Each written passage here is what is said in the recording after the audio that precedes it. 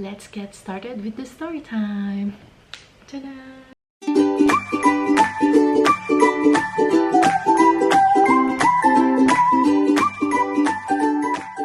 So, story time muna.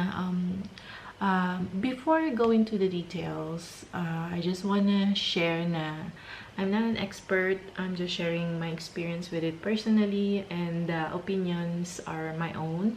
And also my body is different from others, so what I might experience might be different from yours. But so far, this is what I have experienced.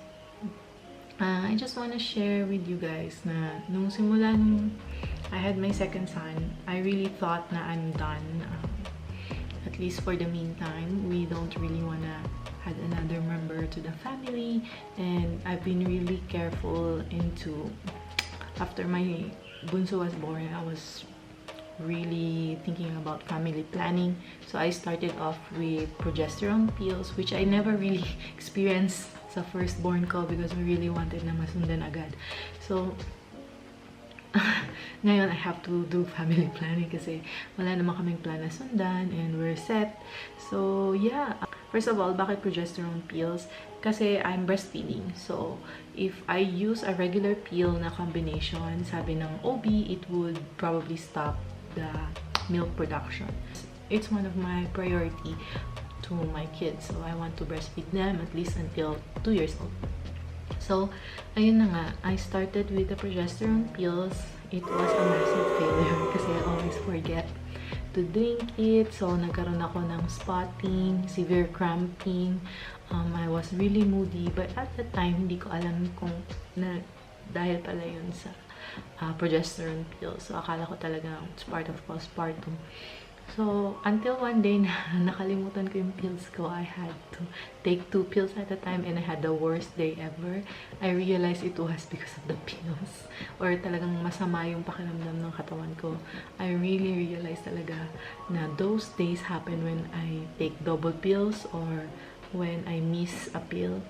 So yeah, those side effects happen. So I went to my OB not knowing this yet the first time. So what happened is I thought something is wrong with me kasi I'm spotting and I have breakthrough bleeding. My spotting lasted for like 3 weeks and all of that. So when my OB saw me, she made sure first na I'm not pregnant, and then we had a pregnancy test there, and then hindi niya ako pap smear kasi nga I have bleeding, and we did a transvaginal ultrasound just to check that everything is doing well.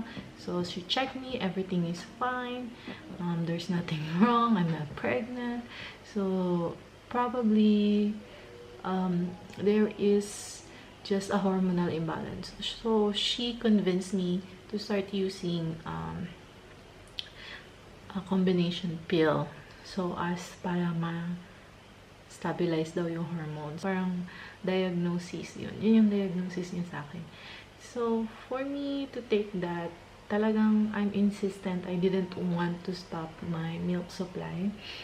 I didn't really want to do that. So, ang nangyari is, ako pa yung nag-isip na, are there any other ways? Kasi alam ko, this is a different OB pala from the one na I gave birth to kasi I didn't want to go back to the hospital. So, I just went to one of the clinics na malapit sa house namin sa Manila.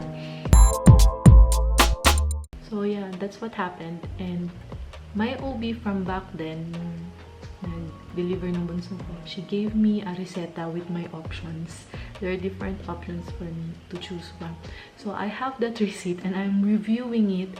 Ang dami ko, I have 3 options na I really like, which is pills, meron siyang patch na sinasabi, and meron din siyang sinabi na parang injectables. So, at saka meron din siyang instruction sa natural way of contraception and all of that. Ang dami talaga, pero yun yung tatlo na kinikonsider ko talaga. So, I ran this list to my new OB and I said, how about this? Do you have this? How about this? Do you have this? Do you have patch? Wala. Do you have implant? Wala. Do you have injectables? So that's the only thing that she has that time. So I started doing progesterone injectables. So this was 3 months effectivity. So I have to go back to her every 3 months to have myself injected the hormone. So this way, it would be better and hindi ko na kailangan mag-take ng pills every day. So, ang nangyari no, nag-stop yung symptoms ko for a while, pero bumalik siya yung spotting and yung cramping and yung headaches. Bumalik din siya like every after na matatapos na yung 3 months. So, at this time, I'm still clueless na it's all because of the hormones. Kasi, ewan ko lang, parang may block ako about hormones and I didn't believe that. Pero ngayon, I'm a true believer na yung hormones that really affect you, your brain, how you think, and your body. So, yeah. So, ayun na nga, we started living here in Baguio. I need to find another OB to continue the 3 months injectables. But then, I realized na what if I went with patch? So, I started asking yung OB ko dito sa Baguio, meron ka bang patch? And then she said, it's not available in the Philippines. And then I realized na yung hinahanap ko pala, hindi pala patch. It's what you call the Nag-Implanon. It's a rod na parang matchstick. Ganito lang siya kalaki. Para siyang palito ng posporo na ilalagay siya dito sa yung arm. I have mine here. Okay, and ano siya, parang i-implant siya under your skin. So, it's good for 3 years na. So, I was thinking, if hindi masundan yung anak ko for the next 3 years, that would be awesome. That would be nice. At least sure kami. And with the current situation sa pandemic, mas maliles pa yung paglabas-labas ko dito sa Baguio. And kasi with the injectables, I have to do it every 3 months. Mura ko naman siya, 500, good for 3 months na. So, yun lang yung exposure sa labas yung gusto ko maiwasan. And also, ayoko na rin bumalik every 3 months. Gusto ko like, plastado na 3 years, hindi masusunod yung hindi. So, I started researching online. Ang dami kong nakitang mga negatives, mga horror stories. So, nagkaroon tuloy ako ng doubt. Pero I know a mommy blogger, she is Josa the Mama. Si Mommy Niche, tinanong ko siya, I DM'd her on Instagram and she replied naman na, yeah, I started with Implanon and I would recommend it to you. Wala naman talagang reason na I stopped it. It's just the mood swings and the gaining of the weight. So, wala namang sobrang like fatal na side effects siya na experience. So, she said na she would recommend it to me. So, yun, sabi ko, okay, it's worth a try. So, despite all the negative stories I see online, na yung mga usually sa States or mga abroad na mga experience nila, sabi ko, sige, itry ko. So, dito sa Pilipinas, I got it for 2,000 pesos. So, it's something that you can do in a clinic. Hindi mo kailangan pumunta sa hospital.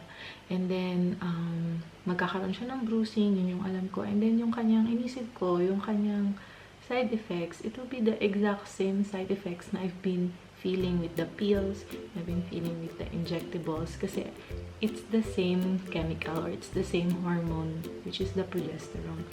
The reason that I really like it is kasi pwede talaga ako mag-breastfeed sa anak ko. Hindi mag-i-stop yung aking milk production. And at the same time, it's so convenient, 3 years na yung kanyang effectivity. And tipid siya at 2,000 pesos divided by 3 years kung you're doing pills monthly or you're doing 500 every 3 months, diba? So, that's already 1 year worth ng injectables. So, those are the pros na nakita ko for myself. That's the reason why I decided to go with the Implanon implant. Okay. So, some of the cons that I've been experiencing is, so far, it's been 2 weeks since I have the implant inserted. And meron akong vlogs here. Binlog ko yung mismong insertion, yung naging experience ko sa clinic, and yung first 7 days of recovery. Hi, Momshies! It's editing Mommy Ruth here. Pasensya na wala palang ending yung video ko, so i-end ko na po siya dito. I just want to say na thank you for watching the video And check out my other vlog wherein nakadocument yung day-to-day recovery process ko after nung insertion ng Implanon.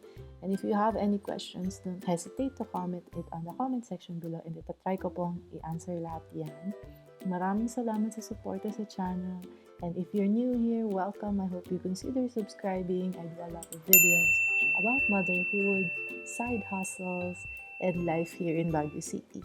So, hanggang dito na lang muna mga Momshies. I'm out.